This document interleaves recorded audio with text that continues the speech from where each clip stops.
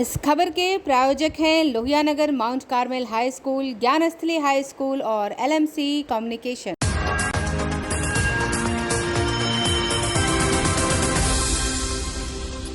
नमस्कार, मैं अक्षता और आप देख रहे हैं आंखें न्यूज़ 24। रात 8 बजे के समाचार में आप सभी का स्वागत है।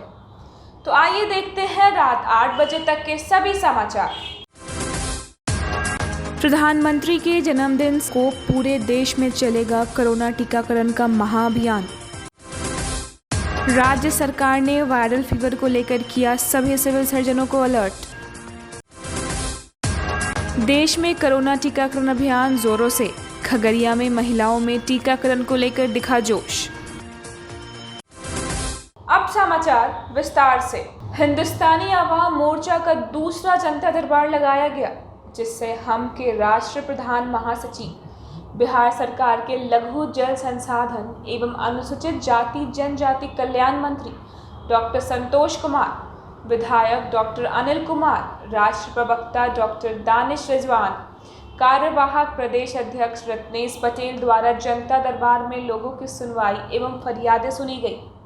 हिंदुस्तानी आवाम मोर्चा का 14 सितंबर को दूसरा जनता दरबार लगाया गया, जिसमें हम के राष्ट्रीय प्रधान महासचिव, बिहार सरकार में लघु जल संसाधन एवं अनुसूचित जाति जनजाति कल्याण मंत्री डॉक्टर संतोष कुमार, विधायक डॉक्टर अनिल कुमार, राष्ट्रीय प्रवक्ता डॉक्टर दानिश रिजवान, कार्यवाहक प्रदेश अध्यक्ष रमेश पटेल, कार्यपालक प्रदेश अध्यक्ष रत्नेश पटेल द्वारा जनता दरबार में लोगों की सुनवाई और फरियादें सुनी गई। उत्तर ओडिशा की ओर डीप डिप्रेशन बनने की वजह से उत्तर प्रदेश और बिहार के मौसम पर इसका असर पड़ा है। पिछले 24 घंटों में राज्य में कई जगह बारिश की गतिविधियां रहीं। पटना में लगातार दूसरे दिन देर रात बारिश हुई। आधे घंटे की तेज बारिश से उमस से राहत मिली। उत्तर उड़ीसा की ओर से डीप डिप्रेशन बनने की वजह से उत्तर प्रदेश के मौसम पर इसका असर पड़ा है। पिछले 24 घंटों में राज्य में कई जगह पर बारिश की गतिविधियां रहीं। पटना में लगातार दूसरे दिन देर रात बारिश हुई। आधे घंटे की तेज बारिश से उमस से लोगों को राहत मिली। दिन भर तेज धूप और उमस से लोगों का हाल बेहाल था। तेज धूप की वजह से पटना का अधिकतम तापमान 34.2 डिग्री सेल्सियस रिकॉर्ड किया गया। शाम में अधिक बूंदाबांदी हुई, लेकिन रात 10:30 बजे के बाद हुई आधे घंटे की बारिश से गर्मी से निजात मिली। अगले 24 घंटों में भी राजधानी पटना सहित दक्षिण बिहार में आंशिक बारिश के आसार हैं। फिलहाल मानसून की ट्रफ रेखा बिहार के किसी भी हिस्से से नहीं गुजर रही है। इस वजह से मानसून की बारिश में कमी आई है। राज्य के दक्षिण पश्चिम, दक्षिण मध्य और दक्षिण पूर्व जिलों में 1 या 2 स्थानों पर मेघ गर्जन के आसार हैं। ब्यूरो रिपोर्ट, आंखें न्यूज़ 24।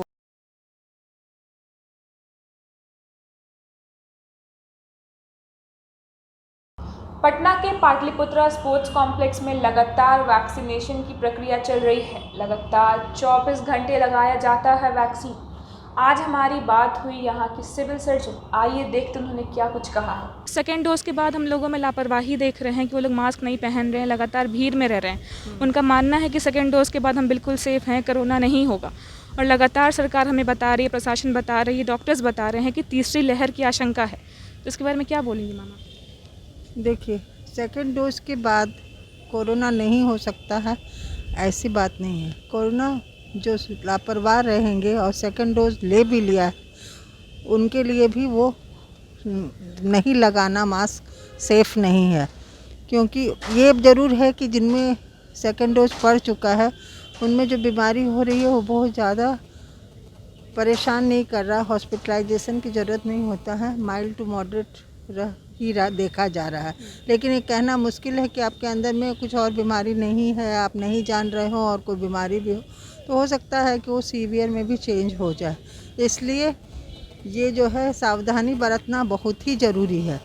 मास्क लगाना, हैंड को सैनिटाइज करना और ये दूरी बरतना, ये तो बहुत ज़रूरी है। हाँ, हम लोग को हमेशा अभी कंटिन्यू करना है, क्योंकि पूर्णतः हम लोग नहीं कह सकते हैं कि कोरोना जा चुका है। नहीं, कोरोना गया तो नहीं है, क्योंकि केसेस बीच बीच में होते जाते रहते हैं। बाहर में के बहुत सारे स्टेट में जैसे देख रहे हैं कि केसेस बढ़ रहे हैं और ट्रेन बंद नहीं है, प्लेन बंद नहीं है। बिहार की बात करें हम, तो हमने आंकड़ा देखा कि काफ़ी कम आ रहे हैं जो नए मामले थे काफ़ी कम आ रहे हैं और लोग लगातार ठीक हो रहे हैं। वैक्सीनेशन उसका असर है या फिर क्या मैम, क्या कारण हो सकता है? नहीं, वैक्सीनेशन का बहुत बड़ा असर है। वैक्सीन इसलिए सबों को लेना बहुत ही अति आवश्यक है। वैक्सीन जो है बचाव का बहुत बड़ा साधन है और इसे सबको लेना चाहिए, ये मैं कहूँगी। एआईएमआईएम के राष्ट्रीय अध्यक्ष असदुद्दीन ओवैसी ने उत्तर प्रदेश के मुख्यमंत्री योगी आदित्यनाथ को झूठा करार दिया है। पटना में पत्रकारों से बात करते हुए ओवैसी ने कहा कि योगी बताएं कि यूपी में उन्होंने कितने घर अल्पसंख्यकों को दिए हैं। कोरोना की दूसरी लहर जब चल रही थी तब गंगा में शव पड़े थे, क्या वो उन्हें नहीं दिखा था? उन्होंने कहा कि 100 सीटों पर हम लोग तैयारी कर रहे हैं। मुख्तार साहब को भी टिकट नहीं दिया गया, टिकट मिलेगा? नहीं मालूम, अभी तो मुझे नहीं मालूम उस बारे में। आपकी पार्टी के किसी नेता ने कहा कि उनको हाँ, हमने ये कहा कि अगर उनको टिकट हम देने तैयार हैं। अब उनसे बातचीत नहीं हुई हमारी। ये बाहुबलियों को आपकी पार्टी जगह दे रही है, ऐसा आरोप लगेगा आप पे? प्रज्ञा ठाकुर दूध की दुल्हन है। इसलिए आप क्या बात है?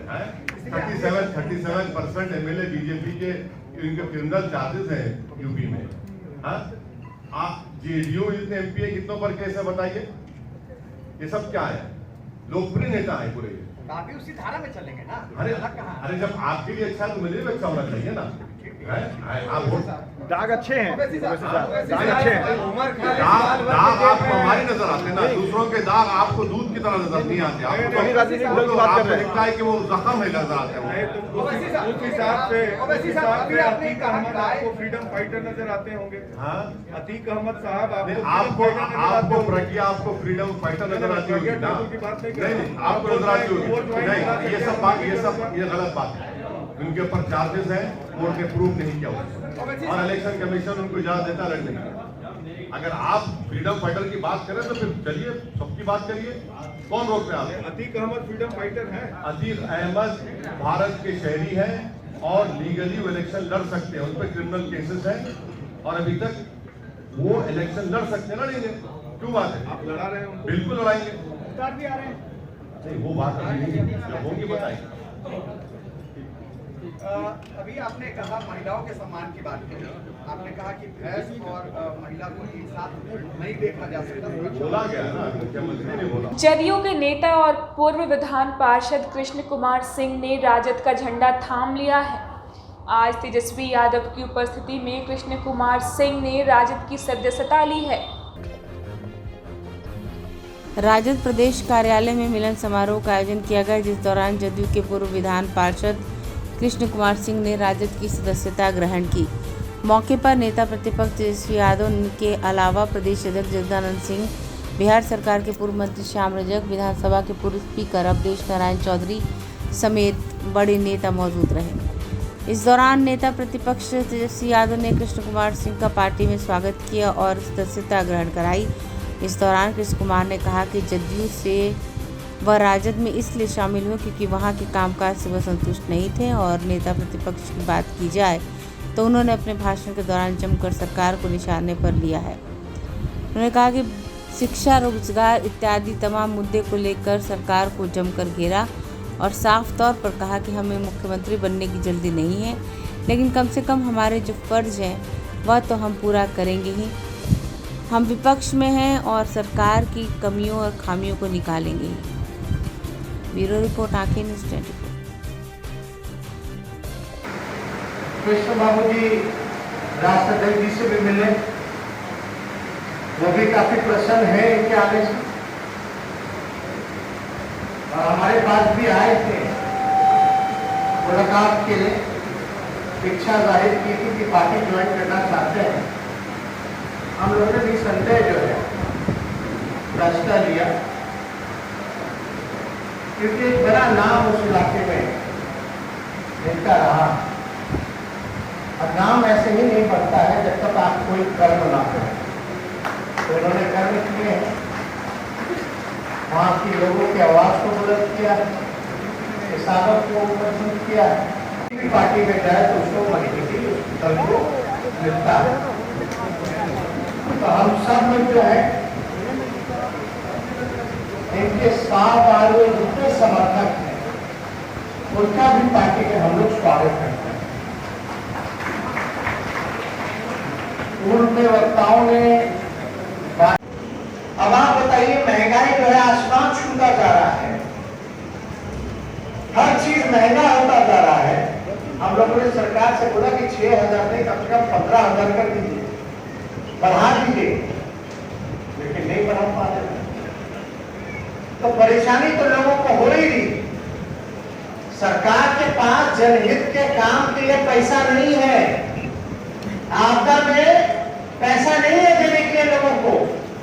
सरकार के पास पैसा है केवल अपना मुंह चमकाने के लिए, विज्ञापन में खर्चा करेंगे। विज्ञापन पे कितना खर्चा कर रही है भाई भारत सरकार? 7 साल में, सुन लीजिए, 7 साल में 2014 से 2021 भारत सरकार ने केवल विज्ञापन पे खर्च किए हैं 5,749 करोड़ रुपए।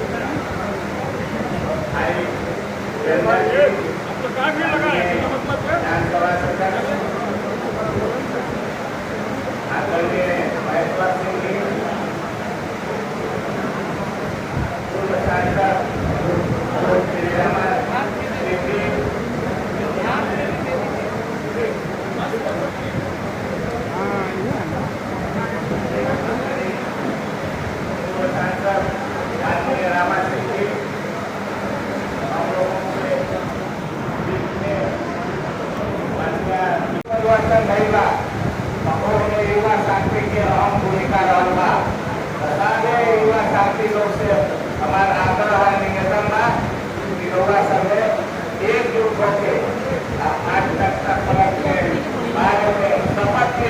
कि हमने के अगला मुख्यमंत्री तेजस्वी जी के बनाई जाने समय जाने भोजन सब तैयार था, लोग सबके भूख भी लागल हुई, लेकिन एक बात समझ नहीं है, सुन ली, आज 70% किसान के वोट लेके, चाहे कोई मंत्री बनल होके, चाहे कोई विधायक बनल होके या मुख्यमंत्री बनल होके। प्रधानमंत्री नरेंद्र मोदी के जन्म दिवस पर प्रदेश भाजपा की तरफ से महीने भर कार्यक्रम चलाया जाएगा। प्रदेश अध्यक्ष संजय जायसवाल ने प्रेस कॉन्फ्रेंस कर कहा कि मेगा वैक्सीनेशन से लेकर रक्तदान शिविर तक कार्यक्रम किया जाएगा। इसके अलावा 16 सितंबर से प्रधानमंत्री मोदी के जीवन काल से जुड़ी प्रदर्शन भी की जाएगी। 17 सितंबर से 7 अक्टूबर तक चलने वाले एक बृहद कार्यक्रम के प्रभारी संजय सरावगी जी, हमारे प्रदेश के उपाध्यक्ष और पूरे कार्यक्रम के प्रभारी राजेश वर्मा जी, प्रदेश प्रवक्ता अखिलेश जी और सभी हमारे साथी पत्रकार बंधु। भारतीय जनता पार्टी का लक्ष्य अंत्योदय है और इसलिए कोई भी कार्यक्रम हमारा हो, कोई भी हमारे शीर्ष नेताओं का जन्मोत्सव हो, वो सब हम सामाजिक उत्थान के लिए ही लगाते हैं। हमारा कार्यक्रम केवल राजनीतिक नहीं होता है, हमारे कार्यक्रम में समाज के सभी वर्गों को हम कैसे अपने पार्टी के कार्यक्रम से दलितों, शोषितों, वंचितों का भला कर सकें, उस पूरे कार्यक्रम के निमित्त पार्टी लगती है। 17 सितंबर को माननीय प्रधानमंत्री जी का जन्म दिवस है और आधुनिक भारत में, आज़ाद भारत में जितना उन्होंने गरीबों के उत्थान के लिए कार्य किया है, राष्ट्र के विकास के लिए कार्य किया है, राष्ट्र को उद्योगों में अग्रणी बनाने का काम किया है, उसके निमित्त भाजपा 17 सितंबर से पूरे कार्यक्रम की शुरुआत करने जा रही है और इसका समापन हम 7 अक्टूबर को करेंगे, जिस दिन प्रधानमंत्री जी पहली बार मुख्यमंत्री बने। और ठीक आज 20 वर्ष हो गए, हम 7 अक्टूबर को 20 वर्ष हो जाएंगे उनके मुख्यमंत्री बने हुए। पूरे 20 वर्षों में लगातार मुख्यमंत्री के तौर पर और फिर प्रधानमंत्री के तौर पर वो गुजरात में भी उन्होंने विकास के नए कीर्तिमान स्थापित किए और उसके बाद देश में भी गरीबों की भलाई के लिए, भारत की मूलभूत सुविधाओं को बढ़ाने के लिए बहुत बड़ा काम किया है। पार्टी ने निर्णय किया है कि हम 16 सितंबर को एक प्रदर्शनी लगाएंगे जिसमें प्रधानमंत्री जी के जीवन की उपलब्धियां मिलेंगी और साथ में जो उन्होंने गरीबों के उत्थान के कार्य किए हैं उनकी एक पूरी प्रदर्शनी लगेगी। 17 को एक मेगा वैक्सीनेशन ड्राइव हम लोग बिहार में चलाने जा रहे हैं। हमने हर बूथ पर स्वास्थ्य स्वयंसेवक बनाए हैं और वह सारे स्वास्थ्य स्वयंसेवक ज़्यादा से ज़्यादा लोगों को उस दिन वैक्सीन सेंटर पर ला करके और सेकेंड डोज भी सबका लगे इसको सुनिश्चित करेंगे और हम लोगों ने उस दिन 30 लाख का लक्ष्य रखा। दिल्ली पुलिस ने 3 महीने पहले एक महिला की शिकायत पर समस्तीपुर के एलजेपी सांसद प्रिंस राज के खिलाफ कनॉट प्लेस पुलिस स्टेशन में मामला दर्ज कर लिया है। एफआईआर में लोजपा नेता चिराग पासवान का भी नाम है। चिराग पर आरोप लगाया है कि उन्होंने अपने चचेरे भाई प्रिंस के खिलाफ कार्रवाई में देरी करने की कोशिश की थी। बिहार के समस्तीपुर से लोक जनशक्ति पार्टी सांसद प्रिंस राज की मुश्किलें बढ़ सकती हैं क्योंकि दिल्ली पुलिस ने उनके खिलाफ एक संगीन आपराधिक मामला दर्ज किया है। एक महिला द्वारा 3 महीने पहले की गई शिकायत के आधार पर राज के खिलाफ बलात्कार, आपराधिक साजिश रचने और साक्ष्य मिटाने जैसे आरोपों में आईपीसी की विभिन्न धाराओं के तहत कनॉट प्लेस पुलिस स्टेशन में एफआईआर दर्ज की गई है। प्राथमिकी में लोजपा नेता चिराग पासवान का भी नाम आया है। महिला का आरोप है कि शिकायत मिलने के बावजूद अपने चचेरे भाई प्रिंस के खिलाफ कार्रवाई में पासवान ने देरी की। दिल्ली की एक अदालत के निर्देश पर पुलिस ने 9 सितंबर को प्राथमिकी दर्ज की। दिवंगत सांसद रामचंद्र पासवान के पुत्र प्रिंस उन 5 लोजपा सांसदों में से एक हैं जिन्होंने इस साल जून में चिराग के नेतृत्व के खिलाफ पार्टी में बगावत की थी। प्रिंस ने 10 फरवरी को शिकायतकर्ता के खिलाफ एक्सटॉर्शन की प्राथमिकी दर्ज कराई थी। उन्होंने कहा कि मुझे पता चला कि एक महिला ने मुझ पर कुछ आरोप लगाए हैं। हमने 10 फरवरी को ही शिकायत दर्ज की थी और पुलिस के सामने सभी सबूत पेश किए थे। लोजपा सांसद प्रिंस ने 17 जून को ट्वीट करके महिला के आरोपों का खंडन किया तो उन्होंने कहा कि शिकायतकर्ता महिला के सभी आरोप मनगढ़ंत और उनके प्रोफेशनल करियर के खिलाफ आपराधिक साजिश का हिस्सा हैं। शिकायतकर्ता की ओर से पेश एडवोकेट सुदेश कुमारी जेठवा ने बताया कि हमने दिल्ली पुलिस में बीते मई में शिकायत दर्ज कराई थी और जुलाई में दिल्ली कोर्ट के समक्ष अर्जी दायर की थी। कोर्ट ने सांसद प्रिंस राज एवं उनके चचेरे भाई चिराग पासवान के खिलाफ एफआईआर दर्ज करने का निर्देश दिया।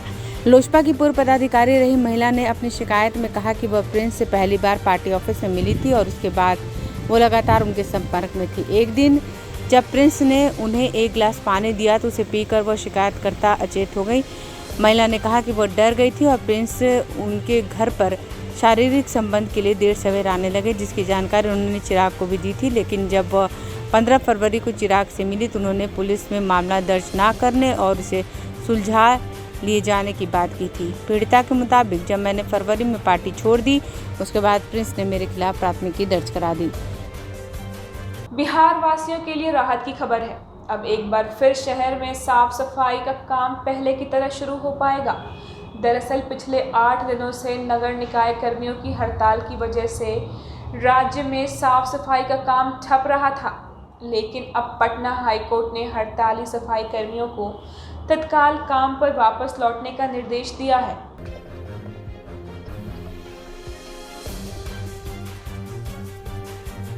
बिहार वासियों के लिए राहत की खबर है। एक बार फिर शहर में साफ सफाई का काम पहले की तरह शुरू हो जाएगा। दरअसल पिछले 8 दिनों से नगर निकाय कर्मियों की हड़ताल की वजह से राज्य भर में साफ सफाई का काम ठप रहा था, लेकिन अब पटना हाईकोर्ट ने हड़ताली कर्मचारियों को तत्काल काम पर लौटने का निर्देश दिया है। पटना हाईकोर्ट के चीफ जस्टिस ने महाधिवक्ता की पहल पर इस मामले में सुनवाई करते हुए राज्य सरकार को भी 8 हफ्ते के भीतर निगम कर्मियों की मांगों पर निर्णय लेने का अहम निर्देश दिया। चीफ जस्टिस संजय करोल की खंडपीठ ने इस मामले में सुनवाई करते हुए बिहार सरकार की 8 सप्ताह के अंदर निगम कर्मियों की मांगों पर विचार कर निर्णय पारित करने का निर्देश दिया। सरकार की तरफ से भी नगर विकास एवं आवास विभाग ने कोर्ट को बताया कि सरकार नगर निकाय कर्मियों की मांग पर विचार कर रही। हड़ताली सफाई कर्मियों के अधिवक्ता ने भी कोर्ट में नगर निकाय कर्मियों का पक्ष रखते हुए कहा कि अगर सरकार मांगों पर विचार करने के लिए तैयार है तो सफाई कर्मी भी काम पर वापस लौट आएंगे। नगर निगम सफाई कर्मचारियों की हड़ताल का आज 8वां दिन है। ऐसे में अब पटना समेत दूसरे शहरों की हालत नरकी होती जा रही है। राजधानी की सड़कों पर कूड़े का अंबार लगा है। हजारों टन कचरा शहर के अलग अलग इलाकों में बिखरा पड़ा है। लोगों को संक्रमण का खतरा भी लगातार बना हुआ है। इधर बिहार में पहले से वायरल बुखार और स्वाइन फ्लू के मामले आ चुके हैं। ऐसे में अगर ये हड़ताल जारी रही तो प्रदेश के लोगों को और कई बीमारियों का सामना करना पड़ सकता है। ब्यूरो रिपोर्ट आके न्यूज़ 21। दर्शकों, आज के लिए सिर्फ इतना ही। कल फिर मिलेंगे इसी वक्त रात के 8 बजे के समाचार के साथ। अगर आपने अभी तक हमारे चैनल को सब्सक्राइब नहीं किया है तो तमाम और खबरों के लिए हमारे चैनल को सब्सक्राइब करें और देखते रहें आंखें न्यूज़ 24। नज़र हर खबर पर। शुक्रिया।